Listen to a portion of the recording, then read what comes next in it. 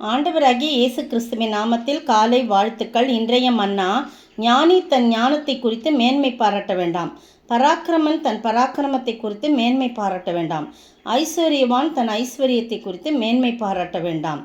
எரேமியா 9:23 பாருங்க, திட்டமும் தெளிவுமா எரேமியா தீர்க்கன் மூலமாக ஆண்டவர் சொல்கிறாரு, ஞானி ஒன்றுமே இல்லை, அவனுடைய ஞானம்லாம் ஒன்றுமே இல்லை ஆண்டவருக்கு முன்னால். அவன் தன் ஞானத்தை குறித்து மேன்மை பாராட்டக்கூடாது. தன்னுடைய பராக்கிரமம் பலத்தை குறித்து அவன் என்ன பண்ணக்கூடாது, மேன்மை பாராட்டக்கூடாது. அது மட்டும் இல்லை, அவனோட பணம் இருக்குது, எல்லாம் என்னால் முடியும் அப்படின்னு சொல்லிட்டு ஐஸ்வர்யத்தை குறித்தும் மேன்மை பாராட்டக்கூடாது. அப்படின்னா எதை குறித்து மேன்மை பாராட்ட வேண்டும் என்று திட்டமும் தெளிவுமா என்ன பண்ணப்பட்டிருக்குது, சொல்லப்பட்டிருக்குது. அந்த 10ஆம் அதிகாரத்தில் 9ஆம் அதிகாரத்தில் 24ஆம் வசனம் பாருங்கள். மேன்மை பாராட்டுகிறவன் பூமியிலே கிருபையையும் நியாயத்தையும் நீதியும் செய்கிற கர்த்தர் நான் என்று என்னை அறிந்து உணர்ந்திருக்கிறதை குறித்தே மேன்மை பாராட்ட கடவன். எவ்வளோ அழகாக திட்டமும் தெளிவுமா ஆண்டவர் சொல்கிறார் பார்த்தீங்களா. எவற்றை குறித்து மேன்மை பாராட்டக்கூடாது, எதை குறித்து மேன்மை பாராட்ட வேண்டும் என்று வேதம் தெளிவாக நமக்கு சொல்லப்பட்டிருக்குது. நாம் எதை குறித்து மேன்மை பாராட்டுகிறோம், கர்த்தரை அறிந்து உணர்ந்திருக்கிறதை குறித்தே நாம் மேன்மை பாராட்டுவோமாக. ஏன்னா அவர் தான் நீதியும் பூமியிலே நீதியும் கிருபையும் நியாயத்தையும் செய்கிற கர்த்தர் என்று அறிந்திருக்கணும், அறிந்து அதை உணர்ந்திருக்கணும். அதை குறித்து தான் மேன்மை பாராட்ட கடவன் என்று சொல்லி சொல்லப்பட்டிருக்குது. அப்போ நீங்களும் நானும் எதை குறித்து மேன்மை பாராட்டக்கூடாது, எதை குறித்து மேன்மை பாராட்ட வேண்டும் என்று சொல்லி நமக்கு எரேமியா தீர்க்கன் மூலமாக சொல்லப்பட்டிருக்கு.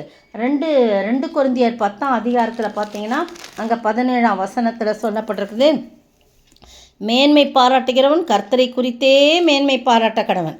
பார்த்தீங்களா, கரெக்டாக அது சொல்லப்பட்டிருக்கு. தன்னைத்தான் புகழ்கிறவன் உத்தமன் அல்ல, கர்த்தரால் புகழப்படுகிறனே உத்தமன். அதனால் மேன்மை பாராட்டுவன் கர்த்தரை குறித்து தான் நம்ம மேன்மை பாராட்டணும். அவர் தான் நீதியும் நியாயத்தையும் கிருபையும் இந்த பூமியிலே நடப்பிக்கிற தேவன் என்று சொல்லி நம்ம பார்க்கணும். அதை அறிந்து உணர்ந்து அவரை குறித்தான் மேன்மை பாராட்ட வேண்டும்.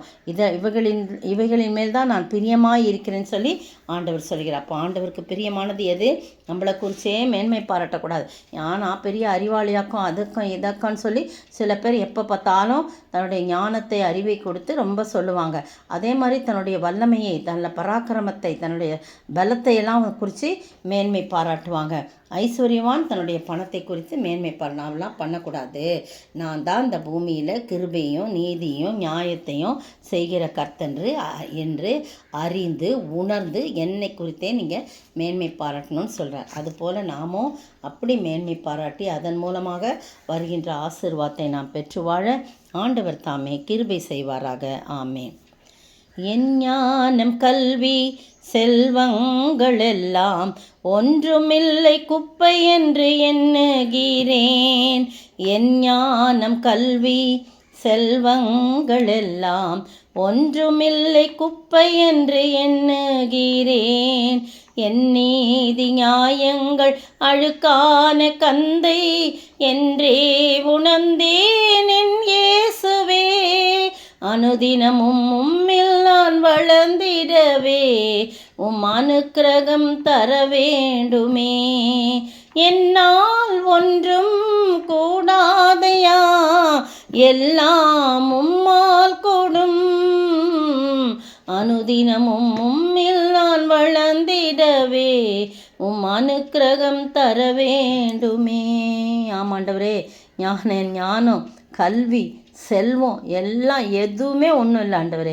அதை குறிச்செல்லாம் நாங்கள் மேன்மை பாராட்ட வேண்டும். அதெல்லாம் மாயை அழிந்து போகக்கூடியது ஆண்டவரே.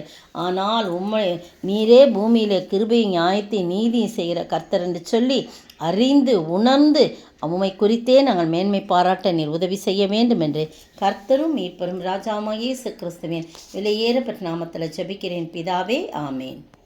நேற்றைய பதில் மாம்சத்தின் கிரியைகள் 17, ஆவியின் கனிகள் 9. கலாத்தியர் 5 வசனம் 19, 20, 21, 22, 23, 19 முதல் 23 வரைக்கும். இன்றைய கேள்வி, கிறிஸ்துவின் உடையவர்கள் எதில் என்ன செய்திருக்கிறார்கள்? கிறிஸ்துவின் உடையவர்கள் எதில் என்ன செய்திருக்கிறார்கள்?